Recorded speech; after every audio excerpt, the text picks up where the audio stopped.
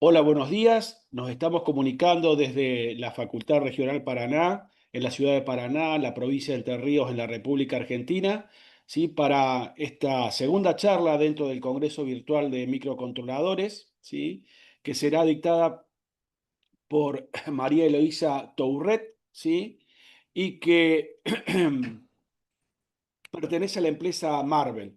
María Eloísa es ingeniera principal en firmware en DCP, con especialidad en el área de negocios de conectividad y tiene formación en ingeniería electrónica.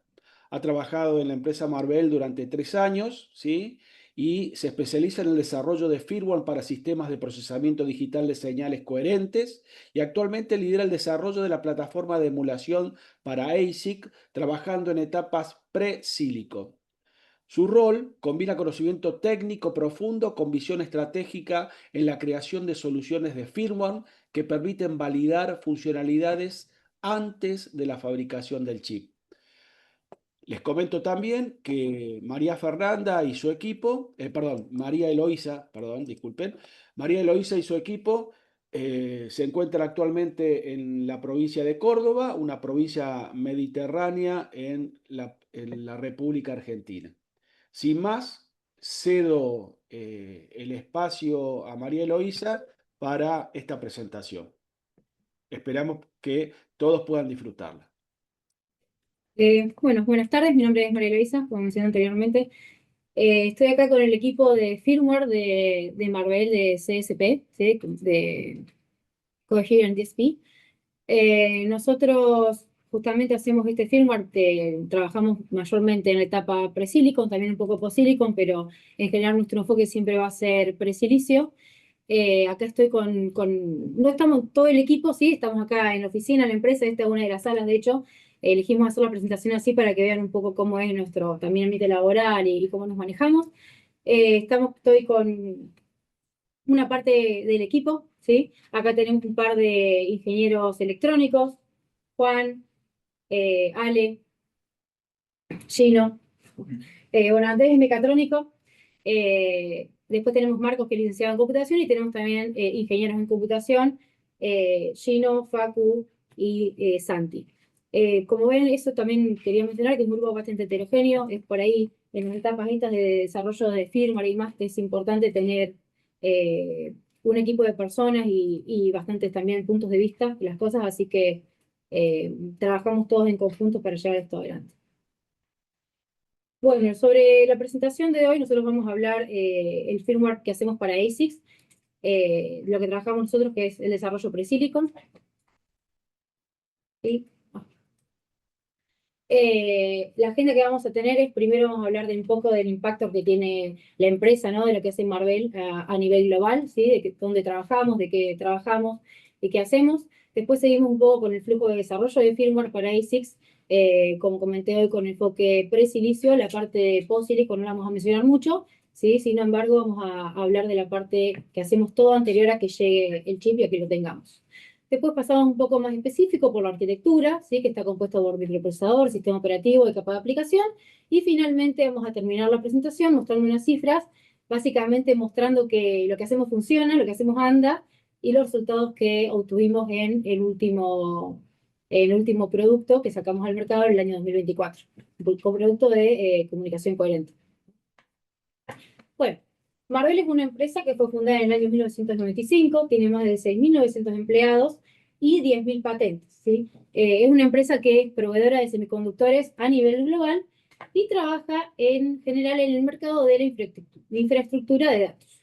Eso quiere decir que la empresa globalmente, ¿sí? Se centra en centro de datos, redes de comunicaciones, redes empresariales y también con automóvil. Eh, Tiene bastante presencia global. Son 20 sitios, ¿sí? Que están distribuidos por 4 continentes. Y en Argentina, nosotros tenemos la sede acá en Córdoba Capital, que es el único sitio que hay en toda Latinoamérica. Entonces, la sede esta que tenemos hoy en día en Córdoba Capital es, por lo menos para el país y para toda Latinoamérica, bastante importante. La empresa fue fundada en el año 2006 y adquirida por Marvell en el año 2020-2021. Y hoy en día, ya a octubre del año 2025, tenemos más de 300 empleados y seguimos en expansión. En Argentina acá hacemos en realidad varias cosas, pero lo que más nos caracteriza es que somos líderes mundiales en tecnología coherente, ¿sí? Nosotros, particularmente el grupo nuestro, que hacemos firmware para comunicación coherente, y en esto es Argentina líder mundial.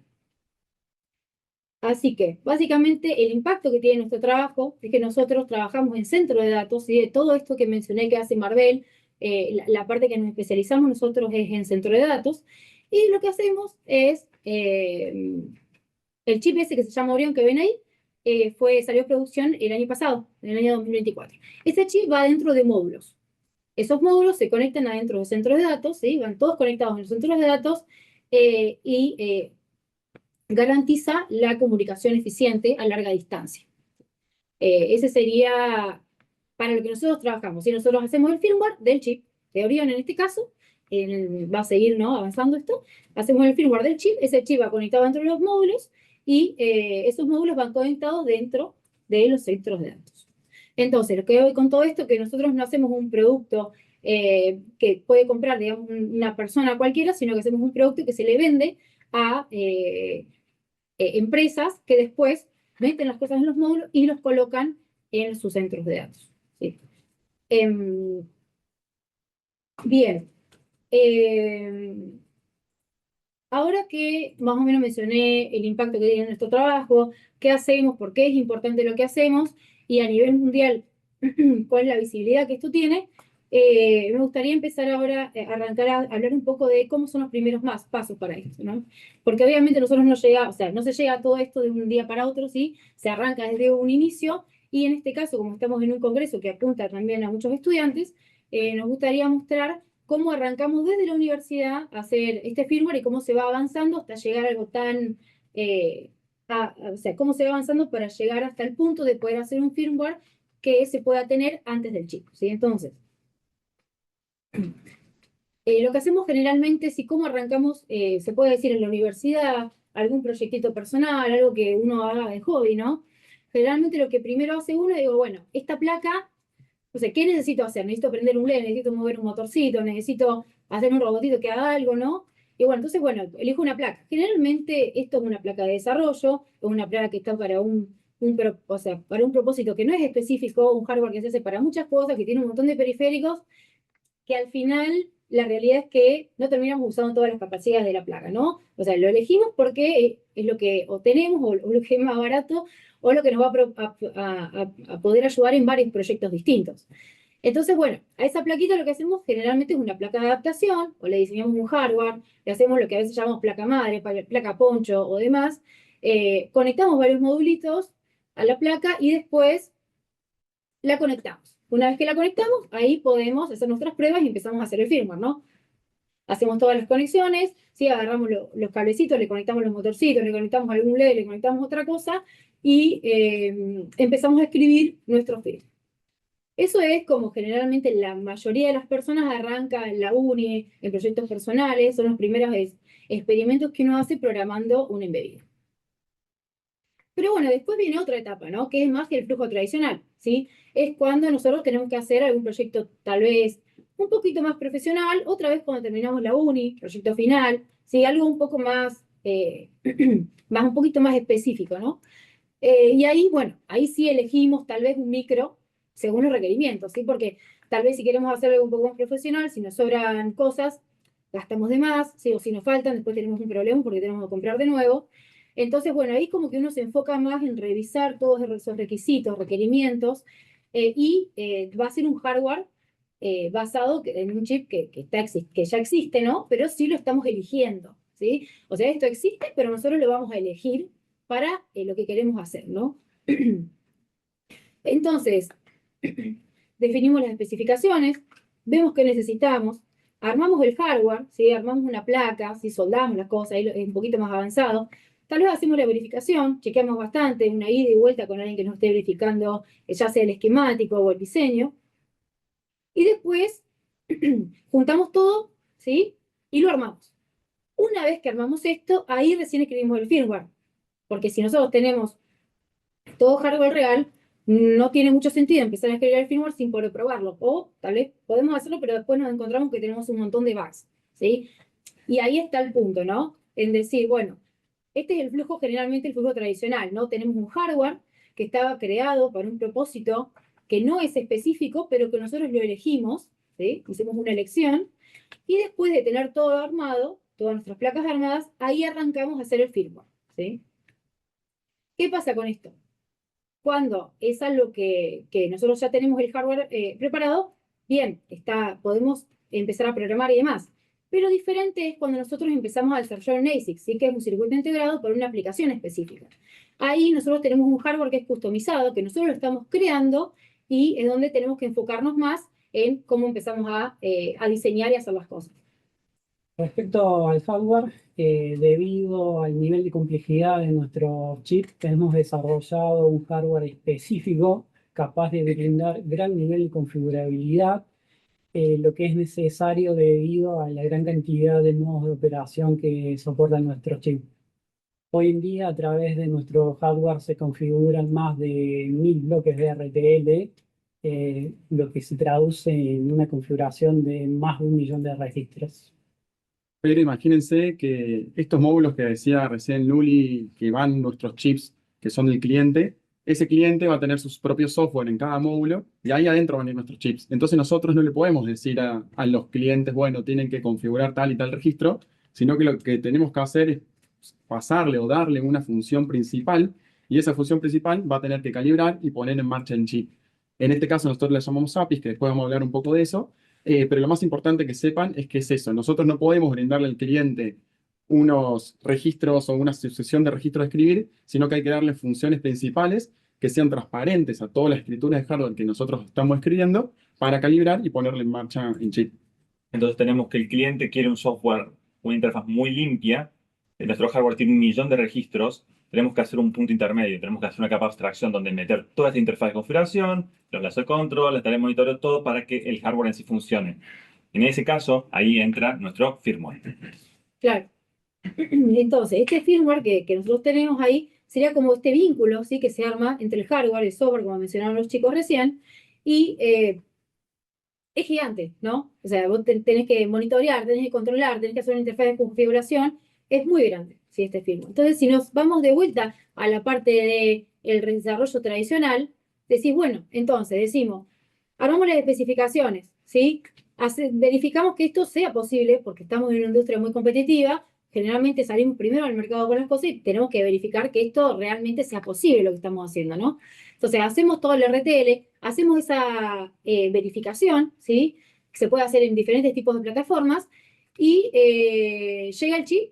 Imagínense que ahí recién nos ponemos a hacer un firmware. Es un firmware muy grande, ¿sí? Este concepto de firmware para ASICs, que es muy específico, es un firmware bastante, con un footprint o con bastante extenso.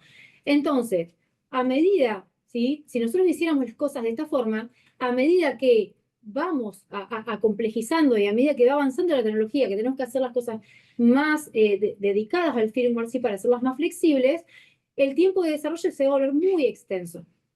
Entonces, este tiempo de desarrollo puede llevar hasta, no sé, meses o años, o un año, ¿sí? Entonces nosotros, estando en una industria tan competitiva como la que estamos hoy en día, no nos podemos permitir estar un año haciendo el firmware y que si encontramos un problema, volver todo para atrás, ¿no? Entonces, ¿qué se hace, no? ¿Cuál es nuestro planteo acá? ¿Cómo hacemos un desarrollo de firmware antes de que llegue el silicio? Bueno, arrancamos desde el inicio, ¿sí? Nosotros arrancamos desde la parte de la especificación. Empezamos ya de entrada definiendo el micro, ¿sí? De ahí se empiezan en paralelo todas las etapas, ¿sí?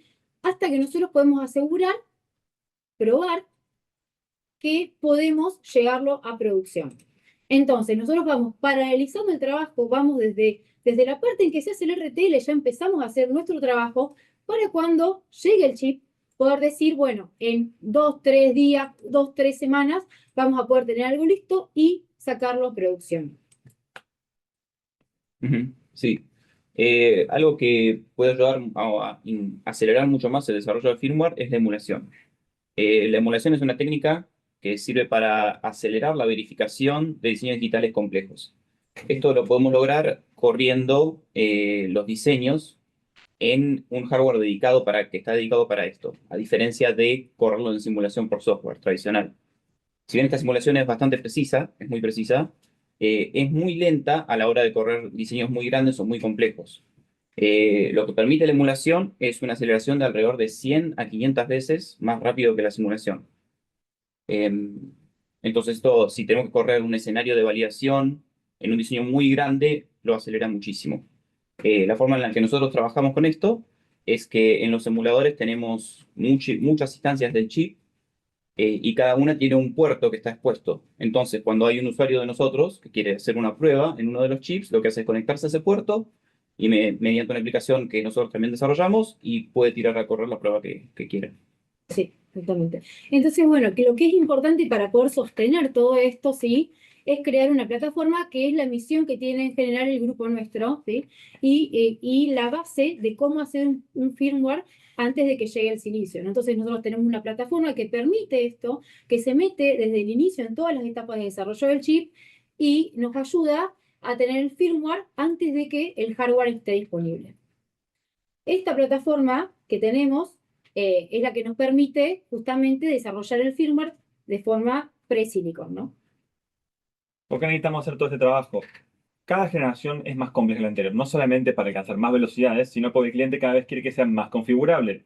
Más configurabilidad, más bloque de hardware, implica más firmware. Más firmware, más tiempo de desarrollo, implicaría empezar a patear el tiempo de producción.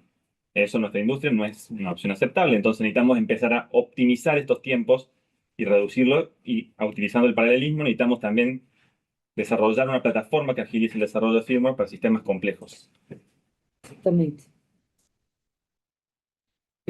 Con respecto a la plataforma, o sea, principalmente en un flujo normal de trabajo, pues, tenés la parte en verificación, arranca ahí, que es el diseño el RTL, que tiene su código, por ejemplo, en Verilog.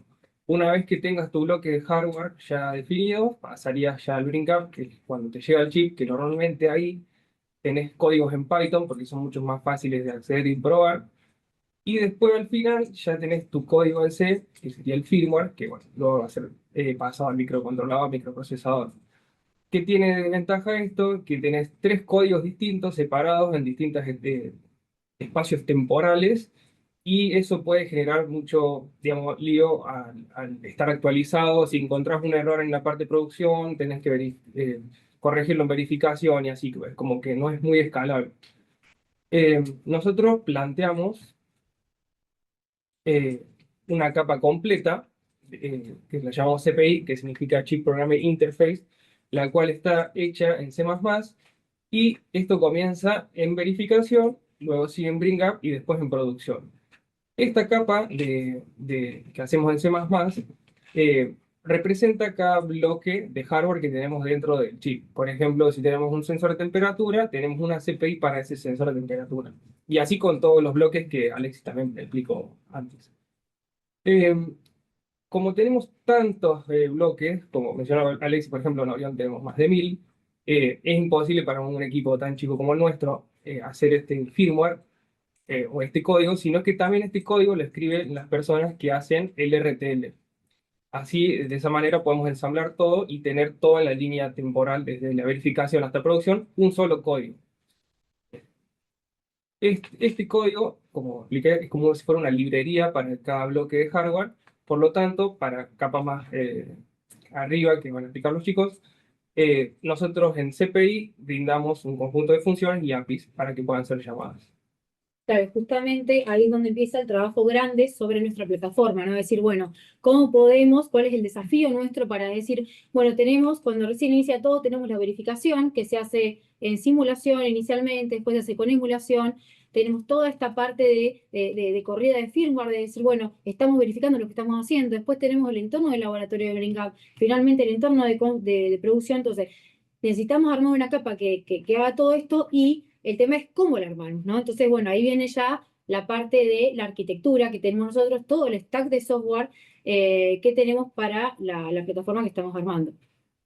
Bueno, esta plataforma comienza por la parte más básica a nivel de abstracción, que sería la parte del System on Chip. Esta parte está compuesta básicamente por un microcontrolador que se encarga del soporte de diferentes módulos de hardware, como es un SOC. está compuesto por diferentes módulos de DSP, módulos analógicos, microcontroladores, módulos de memoria, todo interconectado a través de arbitradores, de interfaces de interconexión. Y esta es la unidad básica en la cual cumple con los requerimientos que se plantean previamente por parte de la empresa. Y es un ciclo del cual, además de hacer el módulo de hardware, en paralelo también se va verificando que esas funciones corresponden con los requerimientos y eso retroalimenta al sistema para poder corregir y mejorar los diferentes módulos que se van desarrollando a medida que se va haciendo esta parte física, el diseño del chip. Esto lo que genera es una base sólida a nivel de hardware para que se puedan, encima de esto, realizar las diferentes, el firmware que corresponde al control de todo esto. Bien, entonces la plataforma de firmware tiene varias capas. La primera capa es la que mencionó Andrés, que es el sistema on chip. La segunda capa es el sistema operativo, que es un sistema operativo en tiempo real, que es desarrollado en la casa, desarrollado por el equipo de firmware. Y es un sistema operativo que es portable y desacoplado. ¿Qué quiere decir esto? Que podemos usar este sistema operativo en distintos ASICs. Bien, la tercera capa es la CPI. Juan habló un poco ya sobre CPI, que es el Chip Programming Interface, que son las funciones de configuración de bajo nivel que se utilizan para controlar los bloques de hardware. Algo muy interesante de la CPI es que nosotros tenemos una clase por cada bloque de hardware, es decir, que tenemos una mímica de firmware, una mímica de hardware en firmware. La cuarta capa es las tareas, algunas son en background, otras son en foreground. Estas tareas son algoritmos, lazos de control, calibraciones para monitoreos del hardware en sí y están desarrolladas en conjunto del equipo de firmware con el diseñador digital o analógico del bloque de hardware. Por último, tenemos la capa de API, que es la interfaz que tiene el cliente para comunicarse con nuestro dispositivo. Es decir, que a través de una API ellos pueden realizar configuraciones, prenderlo, apagar, hacer lo que sea necesario que ellos necesiten un chip. Y algo para llevarse esta filmina muy importante es que todas estas capas no pueden interactuar entre sí mutuamente, sino que la forma de comunicación es desde arriba hacia abajo, es decir, las APIs y las tareas solamente pueden interactuar con la CPI. La CPI es el que interactúa con el sistema operativo y el sistema operativo es el único que interactúa con el hardware en sí. Claro, exactamente. Entonces nosotros tenemos toda esta arquitectura que a nivel de, si volvemos y nos remitimos al primer gráfico que tenemos, la API sería la parte de software, no la que va a usar el cliente, el SOC, el sistema on chip, que es lo que mencionábamos que está en la parte de hardware, y en el medio tenemos todo lo que nosotros desarrollamos para la comunicación entre, desde que el cliente pide una acción hasta que el hardware lo realiza. Ahora, como para ser un poquito más específicos, para contar un poco sobre cómo se trabaja y cómo se hace cada una de estas capas, vamos a desarrollar individualmente, empezando por la parte del SOC, ¿sí? Por la parte del microprocesador. Como equipo de firmware, no solamente desarrollamos el sistema operativo, firmware, sino también somos los encargados de realizar el diseño digital del hardware, donde va a correr ese sistema operativo y donde se va a implementar ese firmware. Es por ello que una vez definida la arquitectura base del chip en su totalidad, realizamos el diseño de la arquitectura del UPS Subsystem en base a los requerimientos del proyecto que podrían llegar a ser las interfaces de usuario, la cantidad de bloques de RTL que vamos a necesitar controlar, los tiempos de acceso. Una vez que tenemos esto, empezamos a la definición de la cantidad de bloques RTL que vamos a tener que implementar. Realizamos la elección del microcontrolador para el proyecto y también tenemos en cuenta cuestiones como el clocking, la tipología de memoria, cantidad de memoria. Acá en la imagen podemos ver una arquitectura simplificada de lo que es un UP Subsystem. En el mismo podemos ver un microcontrolador con sus memorias asociadas, el cual está conectado a un Interconnect Matrix. Este Interconnect Matrix tiene la funcionalidad de redireccionar las transfer de los diferentes master a los diferentes slaves. En este caso, los slaves van a ser los register maps de los diferentes bloques que nosotros vamos a configurar. En la imagen también pueden ver algunos bits porque está la posibilidad de que el Interconnect Matrix maneje un protocolo de comunicación diferente al que puede tener un NERLIS, un bloque. Por ejemplo, el Interconnect Matrix puede trabajar en HL y el NERLIS puede tener un protocolo propietario o otro protocolo como podría ser APB. También podemos ver periféricos que pueden ser un UART, un cuadrado eh, C y GPO. También tenemos un DMA y algo interesante ahí también es el SPI de decoder, que es un bloque que nos permite decodificar las transfer que vienen desde el usuario y convertirla en accesos de escritura o lecturas, digamos, a registros. Bien. Esta parte importante también en la cual se está desarrollando el SOC pasa por un proceso de validación en el cual se utilizan herramientas de simulación, emulación de terceros y también desarrolladas por nosotros, en el cual se genera todo un entorno de pruebas con las señales para verificar que los requerimientos que se plantearon a la hora de diseñar el hardware funcionen y ser coincidente con lo que se necesita o se espera que funcione el módulo. Se utilizan herramientas y scripting para validar todas esas señales, comportamiento, como así también como es un proceso que requiere cambios por momentos, se necesitan validar que esos cambios funcionen. Entonces, ese entorno de prueba nos permite validar antes de continuar con el desarrollo de firmware que el software, el hardware que se está diseñando, tenga el comportamiento esperado. Y sobre este microprocesador es donde empezamos a construir la capa de aplicación. Primero, sobre todo eso, es el sistema operativo. Como se mencionó, es todo desarrollado internamente. Se pide un sistema operativo que es de tiempo real. Principalmente existe para darle una abstracción a las capas superiores del hardware, problemas, una serie de servicios, los tradicionales del sistema operativo como schedule, sincronización de tareas, manejo de interrupciones, de tiempo, de memoria, input-output y algunos más especiales, como por ejemplo tracing y debugging. Nosotros no tenemos acceso a un IDE, a alguna herramienta del fabricante para ver los errores, para ver problemas. Entonces, todas las herramientas de debugging son todas creadas internas, incluyendo, por ejemplo, la reconstrucción de un backtrace.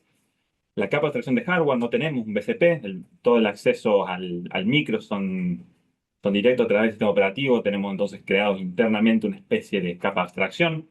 Soporte para comando externo, sobre la cual se construye todo lo que es el mecanismo de APIs que utilizará el cliente más adelante. Y Headless Abre, la capacidad del chip de poder ser actualizado sin tener una interrupción, también está construido dentro del sistema operativo. Entonces, el sistema operativo es muy complejo y fundamental. Entonces, verificar que esto ande bien para el bring up es muy importante. No es una buena situación llegar al bring up y que 20, 30 ingenieros estén trabados porque algo del sistema operativo no están dando. Entonces, el sistema operativo tiene una etapa de verificación muy extensa, muy intensa. Tenemos un montón de tests de integración y de regresión que son muy pesados. La versión más completa de estos tests en el simulador puede llegar a tardar de 10 a 12 días incluso. Sí, en este contexto, correr las pruebas del sistema operativo en los simuladores nos permite cosas como validar el scheduling, sincronización, el manejo de interrupciones de una forma mucho más intensiva, así como también verificar el arranque completo, el boot del sistema operativo y los procesos como Headless Upgrade. Un ejemplo práctico que podemos dar, como dijo Marcos, ¿no? Que estas regresiones pueden tomar entre 10 a 12 días, mientras que la misma regresión en los simuladores toma alrededor de 2 a 3 horas como mucho. ¿Esto qué puede significar? Que suponete que en el proceso de desarrollo, ¿no? del firmware y de la verificación, vos tenés que esperar alrededor de casi 2 semanas para recién darte cuenta, poner al final que había un error. Entonces salen mal todos los resultados. Y asumiendo, por ejemplo, que el error necesita como 3 iteraciones, ¿no? De correr las pruebas, verificar de vuelta, 3 iteraciones. Eso toma alrededor de un mes de tiempo en el que la mayoría del tiempo tal vez pasó corriendo el test únicamente nomás. A diferencia, si eso lo hicieras todo en el emulador, podría tomar en un día resolverse todos esos problemas. Bueno, y siguiendo con la arquitectura de las capas que tenemos en firmware, como había explicado anteriormente, la que sigue después del sistema operativo sería la capa de CPI, la cual es básicamente una librería a cada bloque de hardware, son un montón, que estas capas, estas librerías o bloques, o CPIs, son utilizadas, como mencionó Gino, desde arriba. Las tareas y las APIs son las cuales interactúan con las CPIs. Y otra cosa también importante es que esta CPI se empieza a desarrollar desde lo que sería la verificación, que es cuando ya está el bloque RTL, por lo tanto, permite que tu RTL ya esté actualizado con tu firmware final. Y es básicamente el mismo código. Bien, las tareas, como Juan dijo, también utilizan CPIs y estas tareas son implementadas trabajando en conjunto con, en este caso, tareas analógicas con el equipo analógico para realizarlas de manera eficiente y por lo general son implementados en C++. También nosotros tenemos que lograr que estas tareas sean de fácil integración con otros IPs y después de realizar la tarea, cuando tenemos el chip, tenemos que verificar que estas tareas estén funcionando correctamente. Es decir, que nosotros después tenemos equipamiento como generadores de señal, osciloscopios o chambers que pueden cambiar la temperatura del ambiente y ver que la tarea funcione y cumpla su tarea de manera bien. Seria.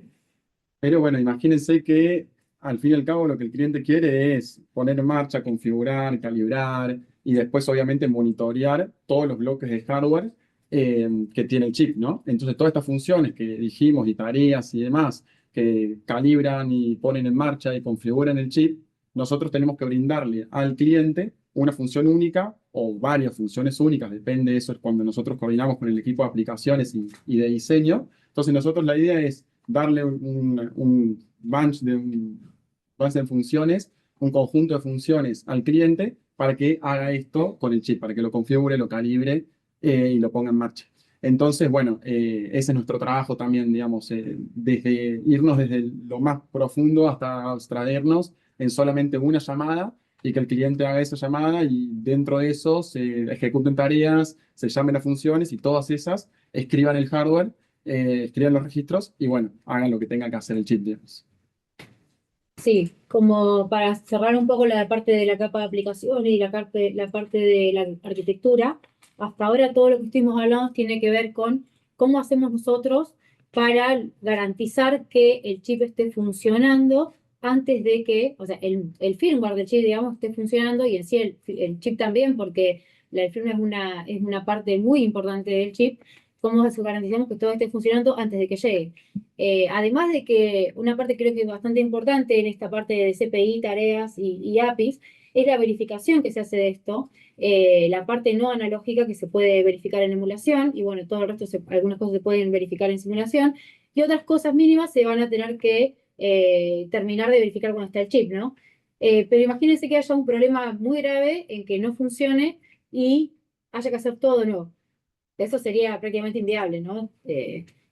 Así que es muy importante que toda esta parte esté sólida y que funcione para que después cuando llegue realmente el chip, cuando se empiecen a armar las cosas y se pongan en marcha, no tengas que preocuparte por estas cosas previas, ¿no? Entonces acá, como para terminar y después dejar un espacio de preguntas, digamos, la idea de esta parte es mostrar un poco qué hicimos nosotros, o sea, cómo fue, cuáles son los resultados de la puesta en marcha del chip que salió en el año 2024, que es el año pasado, el último chip que salió a producción de comunicación coherente, en el que nosotros hicimos, gran parte del equipo desarrolló el firmware. Hay algunas personas nuevas, pero varios de nosotros estuvimos involucrados en esto, y estuvimos trabajando creo que casi un año para después que ande como anduvo y tener los resultados que obtuvimos cuando el chip llegó. Esto es una etapa bastante importante para nosotros porque es un momento donde el chip llega, ¿sí? Y después nosotros viajamos, ¿sí? La mayoría viaja a poner en marcha esto. Muchos ingenieros de Argentina viajan a Estados Unidos para poner en marcha el chip, cada uno con su diferente rol, ¿sí? pero sí todos en conjunto tratando de levantarlo y que funcione lo mejor posible. Sí, imagínense que dijimos que el chip tiene un montón de bloques de hardware, un montón de bloques analógicos. Cada bloque de hardware y cada bloque analógico obviamente tiene un equipo encargado de que ande, de que se calibre, de que se configure y que haga lo que tenga que hacer ese bloque. Entonces imagínense llegar y que cada equipo quiera hacer andar su bloque y que no puedan, no sé, manejar interrupciones, que no puedan debaguear los problemas que salen, o que no pueda, no sé, el sistema operativo no maneje el schedule de todas las tareas que tienen que ir ejecutándose, y eso en un día ya se estaba, ya teníamos puesto en marcha todo el sistema operativo. Entonces eso, ese trabajo previo de justamente hacer el firmware pre-silicon, digamos, antes que el chip esté físico en nuestra mesa, se vio reflejado en eso, en un día donde todos esos problemas que podrían haber pasado, como dijo Luri, ese año que se trabajó para poner en marcha todo eso, en un día ya lo teníamos solucionado y cada equipo se pudo poner a cargo de hacer andar lo que tenía que hacer andar, digamos, que bueno, ahí sí es cuando llega el chip y se pueden ver los problemas, se pueden monitorear, se puede variar y demás. Entonces, imagínense todos esos equipos en un, no sé, en un espacio donde todo hay un laboratorio, el mismo laboratorio, muchos test bench, muchas como mesas con con, no sé, con osciloscopios, gente configurando cosas. Fue como transparente el hecho de poder correr APIs, de poder correr todas las funciones y poder calibrar y poder hacer lo que se tenía que hacer, digamos. Y nosotros fuimos y dimos soporte a eso. Claro, también es importante que hagamos nosotros porque estar involucrado en la mayoría de las etapas, terminamos creando una plataforma para después poder conectarnos al chip y por lo general los diseñadores digitales o analógicos no están familiarizados con este entorno. Entonces nosotros también nos encargamos de dar soporte de cómo utilizar el entorno, cómo cargar firmware, cómo llamar las APIs de debug, cómo configurar las tareas que ellos quieren configurar. Entonces nuestro trabajo no solamente termina en hacer el firmware, sino dar el soporte en el momento que el chip llega, en cómo usar la plataforma y las herramientas que diseñamos a lo largo del año. Sí, o sea, algo como dijo Facu recién, que llegamos al laboratorio y la parte más gruesa que se desarrolla gracias a esta plataforma es que ya tenemos el firmware listo. Entonces, cuando llega el chip al laboratorio, prendemos la EBK y nos queda medir un par de cosas bien finas. Por ejemplo, si necesitamos usar el osciloscopio, si necesitamos utilizar un analizador de estados lógicos o lo que sea necesario, y con eso ya se terminaría de levantar todo el entorno, digamos. Y como cerrando un poco antes y pasamos a las preguntas que se tienen que hacer, son los resultados que obtuvimos, ¿no? Gracias a poder hacer el firmware antes de que llegue el chip, ¿sí? Era un firmware muy complejo que tenía más de 500 clases de configuración, tenía más de 700 APIs, 190 modos de operación, ¿sí? Que 190 formas de las que se puede usar, y gracias a poder realizar todo este firmware y tener toda esta plataforma funcionando, en un día se pudo levantar el sistema operativo, no hubo ningún error, ¿sí? Y en 2 semanas se puso en marcha las formas, digamos, de utilización de mayor prioridad, que es justamente esa calibración fina que hay que hacer después con el equipo conectado y viendo las señales, ¿no? Que creo que ese es el resultado más importante que tenemos. Y justamente nosotros estamos en una industria, en un mercado muy competitivo, y realmente no nos podemos permitir perder tiempo en hacer este tipo de desarrollo si es que lo podemos hacer antes, ¿no? Entonces, bueno, creo que el mayor desafío, yendo al título, ¿no?, de la presentación, el mayor desafío que tenemos nosotros es lograr tener un firmware sólido y estable y probado, verificado, antes de que llegue el chip, para cuando una vez que llegue y cuando se ponga en marcha, poder hacer justamente ese ajuste fino y después largar la producción en el menor tiempo posible. También dejamos, por si quieren seguirnos en las redes, este QR los va a llevar a la parte de reclutamiento directamente. Así que si lo quieren escanear, pueden directamente acceder a las posiciones abiertas que tenemos y también averiguar un poco más de la empresa y de qué se trata lo que hacemos.